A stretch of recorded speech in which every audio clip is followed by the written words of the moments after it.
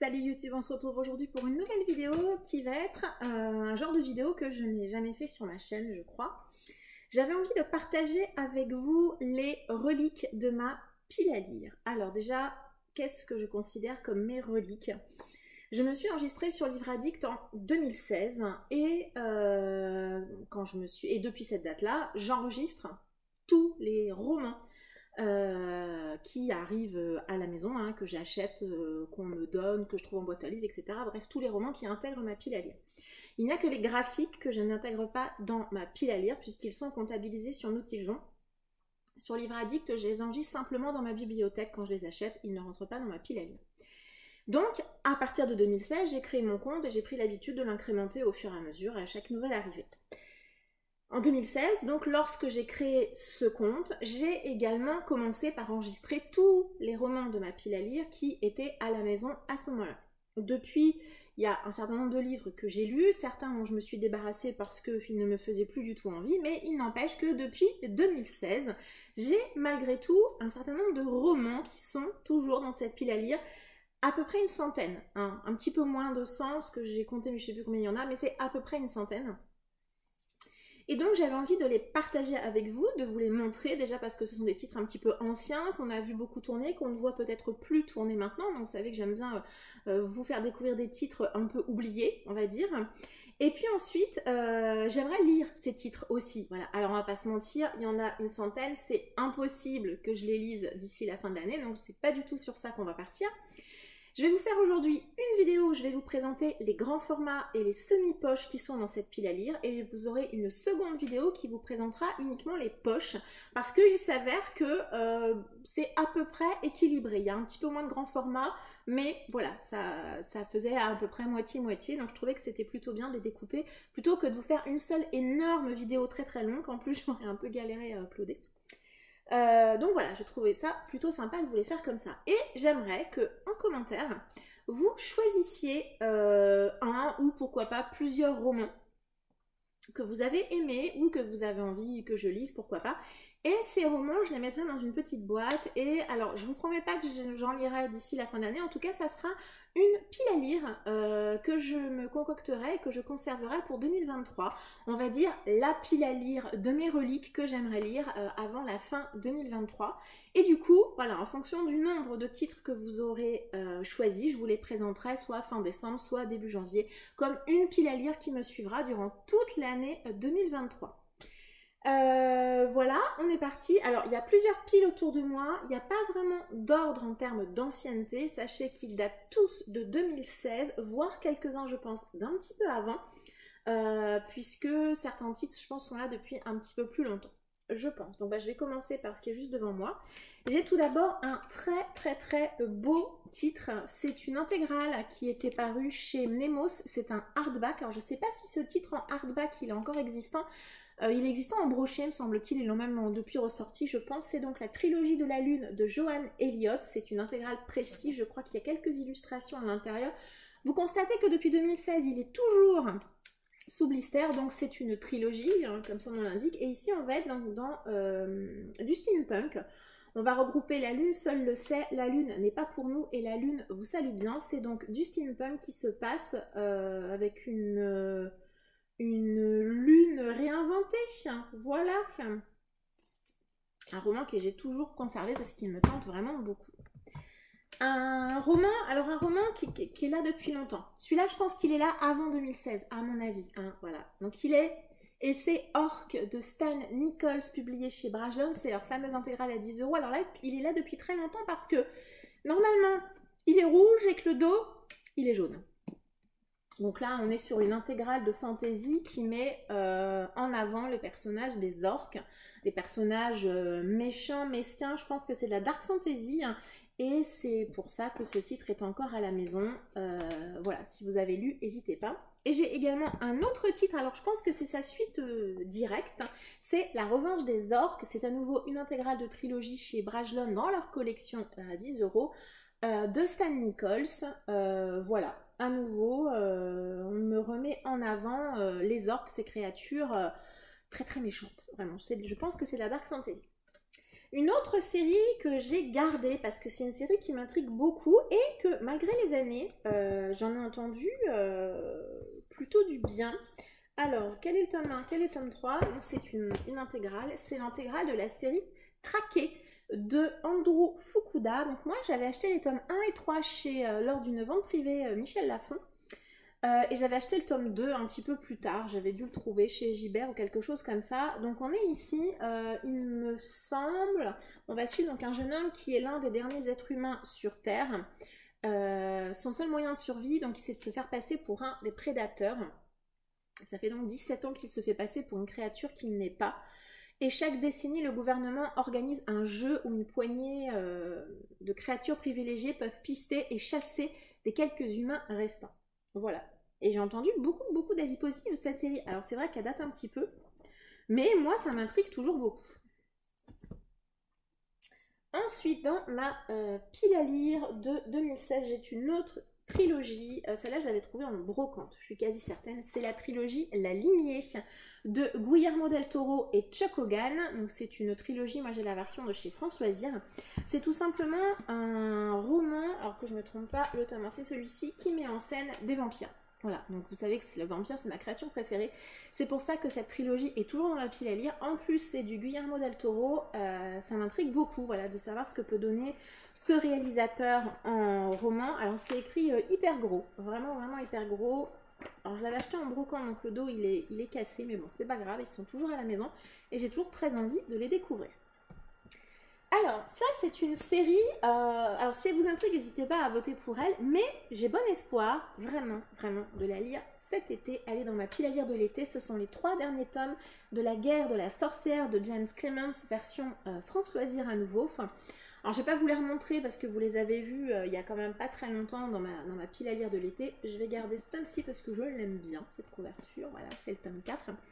Ici, c'est à nouveau, c'est de la dark fantasy. On va suivre une jeune demoiselle qui s'appelle Elena qui, le jour où elle va avoir ses premières règles, va développer des pouvoirs de sorcière dans un univers dans lequel ces pouvoirs, en tout cas pour les femmes, ne doivent plus exister. Complot, bataille, groupe de personnages qui va se constituer autour d'elle, prophétie. Une fantaisie somme toute assez classique mais très efficace. J'ai beaucoup aimé les 2 premiers tomes et j'espère bien vraiment les sortir cet été. Et un autre titre, alors vous pouvez bien évidemment voter pour lui, mais honnêtement j'hésitais à vous le montrer parce que je ne sais pas si je le lirai même si vous votez pour lui. Honnêtement, c'est cette version-ci, c'est le Harry Potter à l'école des sorciers de J.K. Rowling, illustré par Jim Kay, publié chez Gallimard. Je n'ai lu qu'une seule fois Harry Potter, je ne suis pas une grande fan de cinéma, donc j'ai vu les films mais il y a assez longtemps, j'ai pas dû les voir énormément comme beaucoup de méga fans. Harry Potter c'est un univers que j'aime beaucoup, j'avais beaucoup apprécié ma lecture. J'ai cette version-ci et j'ai également la version de Nina Lima. Moi je trouve que ces versions illustrées sont magnifiques. Voilà, je ne l'ai pas lu depuis 2016, mais en même temps, j'allais dire, c'était prévu, j'avais pas parti. Je l'ai acheté vraiment pour l'avoir à la maison, dans l'objectif de me dire je le relirai un jour sous ce format-là, mais je ne suis pas plus inquiète que ça de le savoir toujours dans cette pile à lire de reliques. Ensuite, deuxième pile, alors là j'ai les 2 premiers tomes, le 3e tome est sur une année suivante, ce sont les 2 premiers tomes de Half-Bad de Sally Green, publiés chez Milan. Donc c'est une trilogie de fantasy qui m'intéresse beaucoup, fantasy plutôt young adulte il me semble. Il me semble qu'on est dans un univers où il y a des sorciers noirs et des sorciers blancs et où le jeune homme qu'on va suivre, il est donc enfermé et on nous dit qu'il doit retrouver Mercury. Voilà, c'est du young adulte. C'est pareil, c'est une trilogie dont j'ai entendu beaucoup d'avis positifs, vraiment. Et si elle est toujours à la maison, et bien c'est qu'elle m'intrigue toujours beaucoup. Fantasy young adulte, a priori on va suivre des sorciers plutôt méchants. Et ça aussi j'aime bien, cette idée de suivre pas forcément des personnages gentils ou parfaits. Un premier tome de série young adulte, pareil. Alors celui-ci c'est un titre qu'on a peu vu passer, je pense, c'est Génération K de Marine Carteron, publié chez Airwork, c'est un tome 1. C'est du jeunesse young adulte, je ne sais pas trop. C'est une série que j'avais achetée parce que j'ai également la trilogie des autodafeurs de Marine Carteron dans ma page. Je pense que j'avais dû me le procuré un petit peu après les autodafeurs. J'ai entendu énormément de bien de la trilogie et quand celle-ci était sortie, je me l'étais procurée aussi. On va suivre 3 jeunes gens qui ont a priori un ADN unique à l'origine de leur pouvoir. Voilà, ce sont les jeunes de la génération K. Voilà. C'est clairement du jeunesse young adulte. Alors je prends un risque parce que c'est vrai que je suis moins... ça passe moins facilement avec moi qu'il y a quelques années, mais ça reste une série qui m'intrigue, donc c'est pour ça qu'elle est toujours là. Toute autre chose, on va partir dans un énorme classique de la fantasy qui est chez moi depuis 2016. C'est l'intégrale de la geste des princes démons de Jack Vance, publié au livre de poche. Il y a à l'intérieur 5 romans. C'est un énorme classique de la fantasy ou de la SF? Bonne question. Peut-être ce qu'on pourrait appeler de la science fantasy, peut-être, puisqu'on nous dit qu'on va suivre Kirt Gersen qui voue son existence à la vengeance. Des princes démons ont tué ses parents et réduit sa famille en esclavage et il s'engage à travers la galaxie dans une impitoyable chasse à l'homme, traquant 5 grands criminels. Une histoire de vengeance, j'adore. Par contre, ouais, ça date un peu, hein. Clairement ça date un peu, Jack Vance est même décédé. On est sur du papier Bible, pour les gens qui n'aiment pas ça du tout. Hop, Le Prince des Étoiles, le tome 1, 1964. Hein, voilà, on est sur un énorme classique science-fiction, je pense. Hein. Énorme classique. Toute autre chose, il y a très peu de romans de ce type ici. C'est le tome 2 d'Outlander de Diana Gabaldon dans ses grosses versions de chez J'ai lu. J'ai lu le tome 1 il y a vraiment extrêmement longtemps. Je me dis que me lancer directement dans le tome 2, ça serait compliqué. Il faudrait vraiment que je reparte sur le tome 1 pour ensuite pouvoir poursuivre cette série. J'avais bien aimé le tome 1. Il y a des choses qui m'avaient un petit peu agacée ou contrariée, mais globalement, c'était resté une très bonne lecture. Et j'ai pas mal de tomes d'Outlander. C'est de la romance historique, je pense qu'on peut le classer comme ça. Et voilà, il faudrait que je m'astreigne à poursuivre cette série, voire à la relire, à repartir du tome 1. Puisque pareil, si vous m'avez suivi, vous savez que c'est une série qui n'est pas dans mes sagas en cours. Donc il faudrait vraiment que je le repasse en pile à lire pour pouvoir le redémarrer tranquillement. Une duologie de Carina Rosenfeld, La Symphonie des Abysses, c'est publié chez Robert Laffont, collection R. Je pense que c'est une dystopie ou quelque chose comme ça. On nous dit qu'on est sur un gigantesque atoll avec un mur infranchissable. Tout contact physique et toute marque d'amour sont interdits. Il est interdit de chanter, d'écouter ou de faire de la musique. Et quiconque se livrera à ces activités illicites sera mis à mort. Voilà. Donc c'est, il me semble, un texte qui tourne un petit peu, qui met en scène également la musique et les arts de manière générale. Carina Rosenfeld, une autrice que je n'ai jamais lue, une duologie qui m'intrigue et je l'ai gardée parce que c'est du young adulte, clairement. Ils sont pas très gros, hein. Ils font 440 pages à peu près chacun. Et les Robert Laffont, généralement, ça se lit très bien, très vite. Donc voilà, La Symphonie des Abysses. N'hésitez pas à me dire si vous avez lu cette duologie, puisqu'elle date un petit peu. Un tome 4 hein, que je ne lirai pas tout de suite. D'ailleurs, il faudrait que je le remette peut-être dans mes séries en cours, histoire de ne pas l'oublier non plus. C'est le tome 4 de The Mortal Instrument. Le tome 4, c'est La Cité des Anges déchus de Cassandra Clare, publié chez PKJ. J'ai lu la trilogie, la première série. Ensuite, il faut que je lise une autre trilogie qui n'est pas celle-ci. Et après, je pourrais lire les tomes 4, 5 et 6 de la trilogie dite principale. Mais pareil, il faudrait que je le remette dans ma liste des sagas en cours, histoire de ne pas les oublier, parce que ça c'est un risque. Hein. Voilà. Donc je pense que je vais les rebasculer comme Outlander hein, dans mes séries en cours, pour ne pas oublier de la poursuivre. Ici on est dans de l'urban fantasy avec tout un tas de créatures, des chasseurs de démons. Vous avez peut-être vu soit le film, soit la série télé. C'est une immense série. Alors, je dois bien avouer que sur la première trilogie, j'avais pas été de ouf derrière les personnages, mais l'univers créé par l'autrice, il est vraiment très sympa, vraiment, si on aime l'urban fantasy. Il y a énormément d'imaginaire hein, dans ces reliques de Pâle. Là, on va pas du tout être dans l'imaginaire. C'est Big Easy de Ruta Sepetys, publié chez Gallimard Collection Scripto. On va être en 1950 à la Nouvelle-Orléans. On va y suivre un personnage qui est donc fille d'une prostituée. Elle grandit dans une maison close du quartier français. Et je pense qu'on va suivre son évolution. Ruta Sepetys, j'ai déjà lu un ou deux titres de cette autrice. C'est une autrice hein, young adulte contemporain, on va dire, que j'aime bien. En tout cas, avec moi, ça marche bien. généralement je suis assez emportée par ce qu'elle raconte, je trouve ça assez fin et je trouve que pour des lecteurs adultes ça passe aussi très bien. Alors une série, je crois que je ne l'ai jamais vue sur YouTube, sur Booktube. Pourtant, c'est un titre qui m'intrigue énormément depuis des années. Quand il était ressorti en intégrale au livre de poche, parce que c'est une intégrale, je me l'étais procuré, je ne l'ai pas encore lu. Il faudrait vraiment que je me penche dessus. C'est c'est Nicolas Emmerich, l'Inquisiteur, ça c'est le volume 1 de Valerio Evangelisti, donc c'est au livre de poche. Ici, ça regroupe 5 romans, les 5 premiers romans mettant en scène cet inquisiteur. On est dans de la science-fiction, il me semble. J'ai jamais réussi vraiment à comprendre comment c'était possible, puisqu'on va suivre normalement Nicolas Emmerich, qui est un inquisiteur à l'église catholique en 14e siècle, quelque chose comme ça. L'inquisiteur va devoir faire face à des manifestations troublantes, apparemment surnaturelles. Tour de force de l'auteur qui a su intégrer un personnage authentique, hein, donc Nicolas Emmerich a été un vrai personnage historique, un vrai inquisiteur, dans une trame fictive en 3 récits parallèles. Voilà, donc j'ai cette première intégrale dans ma pile à lire depuis très longtemps. Alors, il me semblait que c'était un peu de la science-fiction, il y a quelque chose en lien avec la science-fiction, je ne saurais pas dire pourquoi. À nouveau, le petit papier bible des intégrales du livre de poche, moi ça ne me dérange pas.